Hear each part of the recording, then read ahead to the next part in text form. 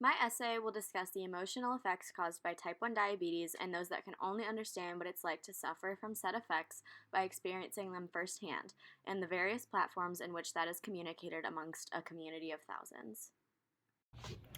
My name's Andrea Wallen, and I was diagnosed with type 1 diabetes when I was 6 years old. So I've pretty much lived my whole life with the disease, and while I wouldn't wish it on my worst enemy, I also am so grateful for everything that has brought me, especially the community surrounding type 1 diabetes. There's a lot that goes into this condition that people don't necessarily know or can't relate to unless they go through it firsthand. So the support from the community of type 1 diabetics is something that is very hard to wrap your head around until you are a part of it, because it is full of people who have experienced the same things as you. That being said, my whole life I've been subject to scrutiny from people who, due to a lack of knowledge or just a lack of caring, don't really know the difference between type 1 diabetes and type 2 diabetes. And I'm very aware that there's a stigma around the word diabetes and what people think of it. Often when it's the first thing you think of, to think someone might be overweight, or they ate too much sugar, or it runs in their family, or they're lazy, or lack of exercise, or something like that. But the honest truth is that's not what type 1 diabetes is. There's a difference between type 1 and type 2, and type 1 occurs when your own body attacks itself, basically. Nobody knows why it happens, it can't be prevented, and it can't be cured. What happens is your white blood cells, which are supposed to fight off infection, end up attacking your insulin-producing cells, and then your body can no longer break down the carbohydrates that are consumed by you to make energy for your body. So my whole life I have dealt with this, and as have the rest of the type 1 community, and we've constantly been subject to scrutiny by people who don't necessarily know what type 1 diabetes is. And so we've dealt with comments like, well, if you have diabetes, like, why aren't you fat? Or, oh, that's the same thing my grandma has. Or, oh, so you can't eat that, right? And as a type 1 diabetic, it is so frustrating to hear those things, because even though we have chronic illnesses, we don't let it stop us from doing what we want. One of the main ways that type 1 diabetics communicate is through personal testimonies. So, you just heard about my personal story, and I also conducted an interview with another type 1 diabetic, my good friend Kate Smith.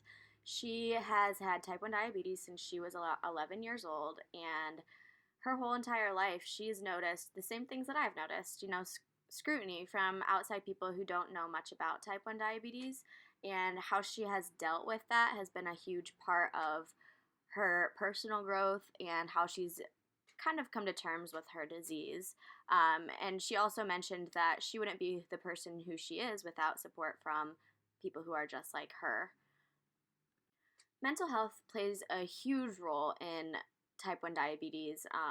Oftentimes, it's easy to get lost in the lack of control that we can have, and the toll that the disease not only takes on our body but our spirit, and not the fear of the unknown, not knowing whether insulin, the same drug that keeps us alive, also has the power to kill us with one wrong dosage. And some of these are the topics that we go over in support groups. And while I can't exactly cover everything that's shared during support groups because of confidentiality purposes, I can talk about my personal experience and what usually happens during one of these meetings.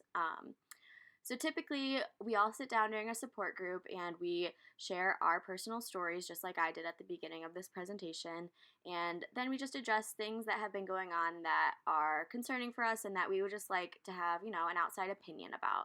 So some of these topics can be the lack of control, how to deal with our diabetes better and see other people's advice and what they have done to control their condition.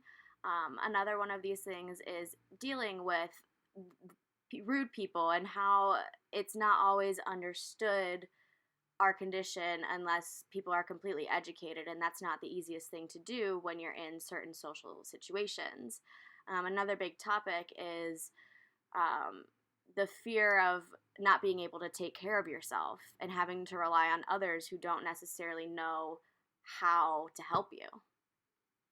Another way type 1 diabetics communicate is through blogs. Some people decide to write blogs with their personal experiences in mind. For example, this article written by Shelby Farrell talks about one day when she woke up and she was having a low blood sugar, and the last thing she could remember was reaching for a granola bar, and then she blacked out. And so, writing these experiences in blogs can help other people who are reading them relate and understand what the author was going through in that specific time. Finally, one of the main ways type 1 diabetics communicate with each other is via social media. One of the main platforms is Facebook. There are hundreds of groups that type 1 diabetics can join that are only made up of type 1 diabetics and those whose lives are affected by type 1 diabetes.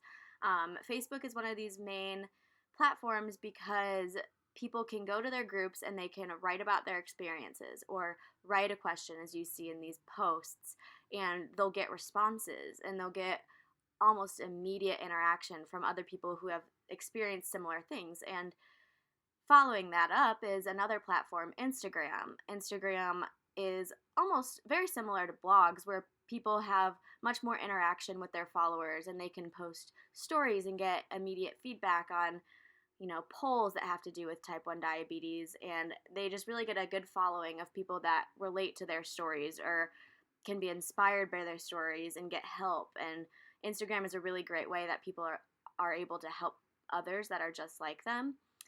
And Instagram also allows for people to comment on posts, and the same goes with Facebook. It's just that immediate response from people who are just like you. And I think it's a really great way that type 1 diabetics can connect and use terms that the general public wouldn't necessarily know about.